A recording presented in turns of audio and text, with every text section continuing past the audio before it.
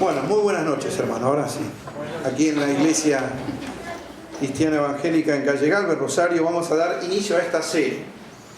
La serie es la iglesia local, mi responsabilidad respecto a ella. ¿Qué se espera que yo aporte a la obra en la congregación local? Vamos a hacerlo sobre 4 títulos. El primero de ellos, el que vamos a ver hoy, es mi crecimiento en Cristo, mi madurez espiritual. Es el primer aporte que yo tengo que hacer y comprender en la obra, en la iglesia local, es que todo lo que tiene vida debe crecer. En segundo lugar, vamos a ver después mi asistencia y testimonio en cuanto a identificarme con la iglesia local, mi asistencia regular a las actividades y mi testimonio evangelístico al mundo. En tercer lugar, es la adoración y servicio, que le hemos dado un título como el ministerio de la mesa y la toalla. Adorar debe ser la fuente por la cual surge el servicio a Dios, reconociendo a Cristo como Salvador y Señor de la vida. Y por último, de la serie va a ser mi identidad eclesial. Con esto queremos dar a entender, especialmente aquí en la iglesia local, lo que se refiere a aquellas cosas que son distintivas de mi iglesia de cualquier otra congregación. Las 3 primeras son de utilidad general para cualquiera que desee escucharle, la última más que nada orientada a nuestra congregación, pero también podemos sacar aplicaciones. Cómo conocer las cosas de Dios para que a su vez seamos conocidos. Para hoy tendremos la meditación en Hebreos capítulo 5, así que los que tienen Biblia, si quieren acompañarme, busquen Hebreos 5, verso 11, hasta el capítulo 6, verso 2. Y repito entonces, el tema es mi madurez espiritual como responsabilidad en la identificación con la iglesia local.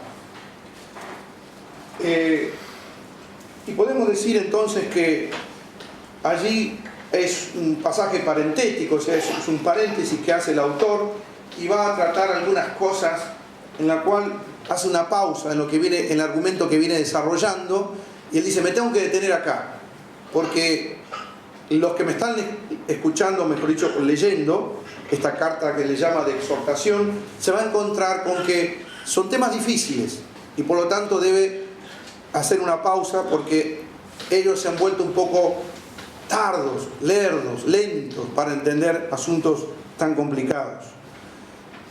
¿Por qué? Porque la madurez espiritual se la puede ver como el proceso de crecimiento en función del alimento. Por ejemplo, la primera etapa tiene que ver cuando uno es alimentado por otros.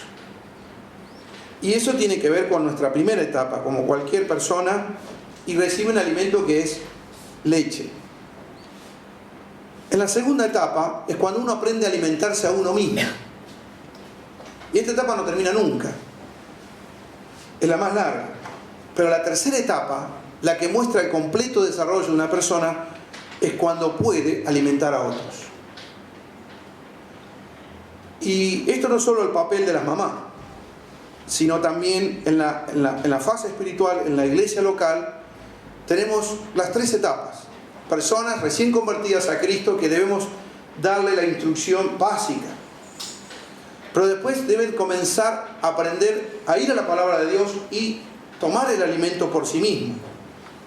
Pero luego, cuando han crecido en las cosas de Dios, deben estar listos para poder guiar a otros a la palabra de Dios e instruir a otros con la palabra de Dios. Así que esto es lo básico que el autor Hebreos confronta en este pasaje. Leemos de esta manera, Hebreos 5:11. Acerca de esto tenemos mucho que decir y difícil de explicar, por cuanto os habéis hecho tardos para oír. Porque debiendo ser ya maestros después de tanto tiempo, tenéis necesidad de que se os vuelva a enseñar cuáles son los primeros rudimentos de las palabras de Dios. Y habéis llegado a ser tales que tenéis necesidad de leche y no de alimento sólido. Y todo aquel que participa de la leche es inexperto en la palabra de justicia, porque es niño. pero alimentos sólidos para los que han alcanzado madurez, para los que por el uso tienen los sentidos ejercitados en el discernimiento del bien y del mal. Por tanto, dejando ya los rudimentos de la doctrina de Cristo, vamos adelante a la perfección, no echando otra vez el fundamento de arrepentimiento de obras muertas, de la fe en Dios, de la doctrina del bautismo, de la imposición de manos, de la resurrección de los muertos y del juicio eterno. Y esto haremos si Dios en verdad lo permite. Hasta aquí la lectura, habría que continuar, pero es suficiente para nosotros hoy. Nuestra primera responsabilidad en la iglesia local es crecer espiritualmente. Si tenemos a Cristo en el corazón, tenemos su vida. Se nos ha impartido de su vida. Y por lo tanto, todo lo que tiene vida tiene que crecer. No puede no crecer. Es natural consecuencia de la actividad de Dios en la vida de las personas, de los pecadores arrepentidos de sus pecados y que han depositado su fe en Cristo. Pero crece porque recibe la vida de Dios, no por otra fuente, por ser partícipe de ciertas ceremonias o recitar ciertos credos. Así que es nuestra la responsabilidad de crecer. No es como en la vida natural, biológica, que simplemente crecemos. Aunque podemos desarrollar mejor nuestro cuerpo si realizamos una dieta bien adecuada, un descanso oportuno, una actividad de ejercicio que permita desarrollarnos muscularmente y demás. En la obra de Dios, espiritualmente, somos corresponsables para crecer espiritualmente.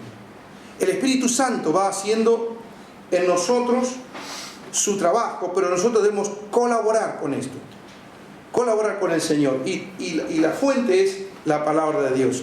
Nos nutrimos de su palabra. Creyentes inmaduros o con poco crecimiento, ¿qué producen en una iglesia local? Una iglesia local adolescente, con todas las crisis de un adolescente. Permitan que lo presente de esta manera. Donde no sabemos bien a dónde vamos, muy fluctuante en los sentimientos, sin poder asumir grandes responsabilidades. Así que imagínense si nosotros no crecemos. ¿Pero qué queremos decir con madurez espiritual? En primer lugar, lo que no es la madurez espiritual,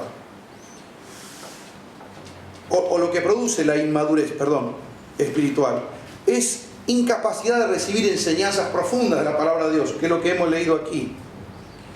Es inestabilidad en la fe o confianza en Dios, como dice Efesios 4:14, llevado de aquí para acá por todo viento de doctrina. Es inmaduro aquella persona que insiste en los conceptos básicos y hasta se pelea por cuestiones tan elementales, y la Escritura nos dice que no debe ser así. Debiendo ser ya maestro, después de tanto tiempo, tenemos que volver a los palotes de la palabra de Dios. Es la inhabilidad para discernir cuestiones importantes. No tienen los sentidos ejercitados, no pueden discernir entre el bien y el mal, o entre lo bueno y lo mejor. Son inconstantes para asumir responsabilidades, como es el caso de los creyentes de Corinto. No podían asumir, resolver cuestiones básicas, se terminaban peleando en todo lo que hacían. Y también la inmadurez tiene que ver con la inexperiencia para guiar a otros con la instrucción de la palabra de Dios, enseñar correcta y completamente la palabra de Dios.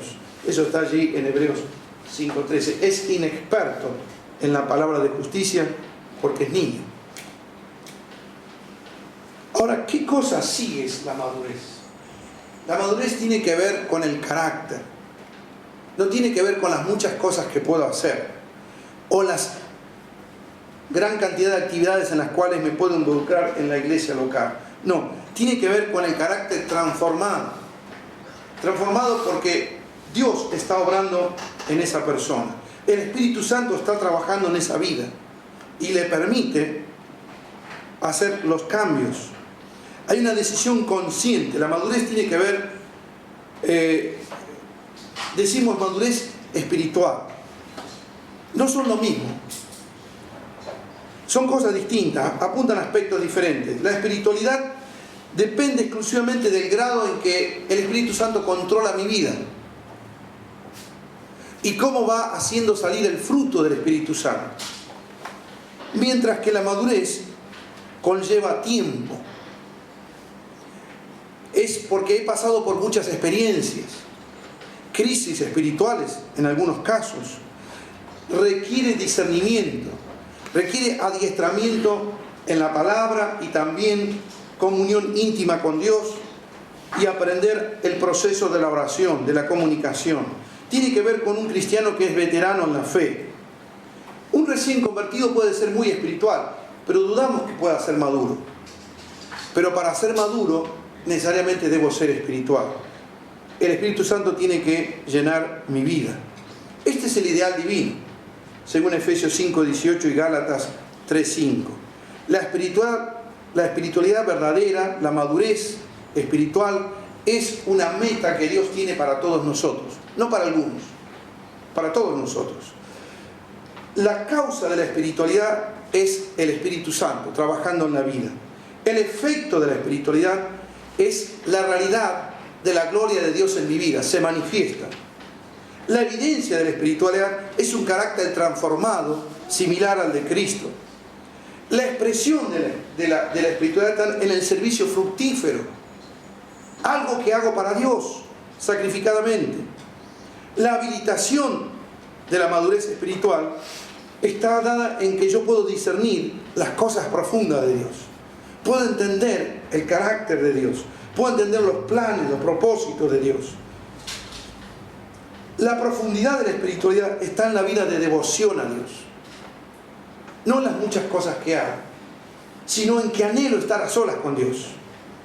Como Abel Altare, que nos comentaba que él quería estar con el Señor. Ya no quería estar aquí. Anhelaba al Señor, como Pablo, estar presente al Señor. Lo sobrenatural de la vida, de la madurez espiritual, está en la guía infalible del Espíritu Santo. Esperamos que Él me guíe. No me apresuro en tomar mis decisiones. El recurso de la madurez espiritual, invisible, está en la asistencia en la oración. He aprendido que para todo necesito orar. Entonces podemos ver la espiritualidad como las manifestaciones que yo no impido, las manifestaciones del Espíritu Santo en mi vida. Miren qué tremendo que es esto. Dios está queriendo hacer esto en mi vida. Ahí después en la hojita ustedes en la punta tienen acerca de cómo Dios ve a las personas. Dios no hace una división tanto de como nosotros a veces hacemos, o los analistas sociales hacen, o educacionales, o lo que sea. Dios ve a las personas en su necesidad más profunda.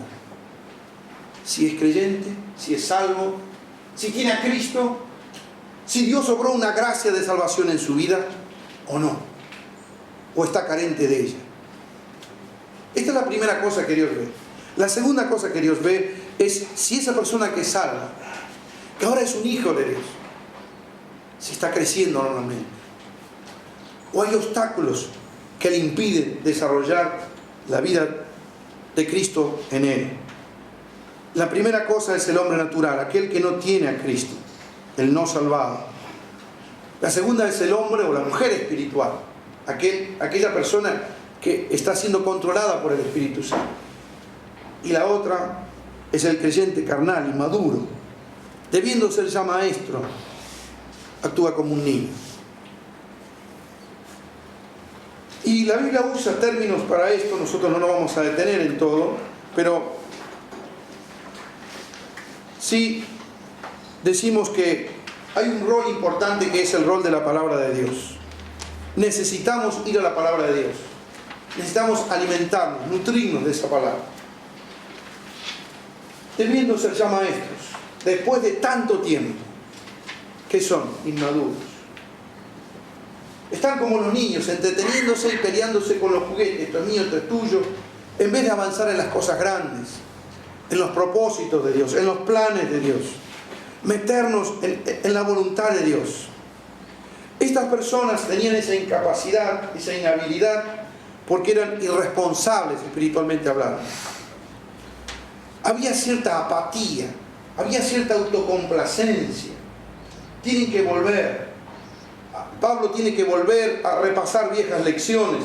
En este caso el autor a los hebreos. En otro caso allí en Corinto el apóstol San Pablo. Se les vuelve a enseñar cuáles son los primeros rudimentos de las palabras de Dios. Ya ven, su retroceso es tan evidente que ya no pueden comer comida sólida, tienen que tomar leche. Están casi padeciendo la enfermedad del raquitismo o de la inanición. Así están. No pueden alimentarse correctamente. Ha pasado tiempo, pero han quedado estancados. No pueden avanzar en la pirámide nutricional de la palabra de Dios. Están débiles. Necesita que se les enseñe cosas básicas. Aquellas personas que sufrieron el holocausto y estuvieron en campos de concentración y estaban tan mal alimentados que cuando fueron liberados no se les podía dar alimento de golpe. No estaban habituados. Pero eso es porque habían sufrido por motivos de otros, por causa de la voluntad de otros que les imponían. Pero nosotros hay creyentes, por su desinterés, por su apatía, por su negligencia, como era el caso aquí, no habían avanzado en esto. Y entonces no podían asumir responsabilidades grandes. Estaban inhabilitados para las cosas importantes. Estaban excluidos de los ministerios más profundos, en este caso de la palabra de Dios. Su infancia se prolongó en el tiempo y eran culpables. La Escritura le muestra es inexperto. Es como decía el viejo dicho en la Argentina, es mono con navaja, es peligroso. Un creyente inexperto con la palabra de Dios es como mono con navaja. Puede enseñar cualquier barbaridad. En cambio, aquel que está enseñado puede alimentar a otros y guiar y dar buenos consejos a su familia, a sus queridos, a sus vecinos, a sus hermanos en la fe. Pero el que tiene un completo desarrollo, producto de la experiencia espiritual aquilatada en la presencia de Dios, se preocupa por que su carácter sea modificado, ha disciplinado su forma de ser, su boca, su pensamiento, tiene bajo control, dominio sus sentimientos. Esa persona ha aprendido a distinguir entre lo bueno y lo malo, evita lo malo, busca lo bueno y es más, se esfuerza por lo mejor. Esa persona, la Biblia dice, el capítulo 6, versículo 1, vamos adelante a la perfección. Vamos adelante. La exhortación conmueve. ¿Por qué? Porque Dios no quiere que permanezcamos en la infancia. Nos invita a crecer a la semejanza de su Hijo. Esta es mi responsabilidad en la iglesia local. Debo crecer. No debo ser lo anormal en la congregación. Dios espera esto. Será un proceso largo, seguramente doloroso, porque hay cosas que voy a tener que renunciar. Dios va a tener que podar en mi vida ciertos hábitos malos. Es cierto orgullo quizás que está bien arrinconado y lo revestimos de aparente humildad. Y debo invertir tiempo en estar a solas con Dios en su palabra y aprender a ser obediente a Él. Hermanos, no hay atajos para esto. No hay posibilidad. Este camino es así, hermanos, no hay otro. No nos quedemos fuera del proyecto de Dios para nuestra vida. Es necesario crecer. Es un imperativo de Dios. Cultivar el aprendizaje continuo, disciplinado de la palabra suya. Cuando uno estudia la Biblia, está introduciéndose en los pensamientos de Dios. Lo que Dios quiere. Está aprendiendo a conocer cómo Dios trata con las personas. Cuando uno ve las cosas que dice sobre la iglesia en las 7 cartas del Apocalipsis, vemos cosas. Ha dejado el primer amor, le dice a Éfeso. Arrepiéntete y vuelve a hacer las primeras obras. Qué bueno es que leamos cada tanto como iglesia las 7 cartas que el Señor le dirige allí en el Apocalipsis, capítulo 2 y 3. En todas ellas, la gran exhortación es que Dios quiere que reproduzcamos su carácter, que concretemos sus planes, que avancemos según sus propósitos. Debemos entonces darnos cuenta que la cosa no pasa tanto en que conozcamos mucho acerca de Dios, sino que profundizamos, que avancemos en profundizar nuestra relación con Él. Termino con dos cositas. Algunos requisitos que se necesitan para crecer, para madurar. Uno es tener la fuente del alimento. ¿Cuál es? La palabra de Dios. En segundo lugar, debemos apropiarnos del poder del Espíritu Santo. Tenemos los recursos en la iglesia para crecer mutuamente, edificarnos mutuamente. Debemos permitir que el Espíritu Santo haga la tarea que tiene que hacer. No contristar el Espíritu, no apagarlo, andar en Él, es decir, conforme a su carácter, a sus planes. En tercer lugar, tomar una decisión consciente. Ser francos con nosotros mismos, honestos, e íntegramente toda nuestra vida poner bajo la voluntad divina. Es todo un proceso, decíamos. El proceso requiere varias cosas. Según Romanos 12:1, dedicar nuestra vida. Según Romanos 8:13 y Gálatas 5:24, disciplinar nuestra vida. Según Gálatas 5:16, aprender a depender del Señor toda nuestra vida.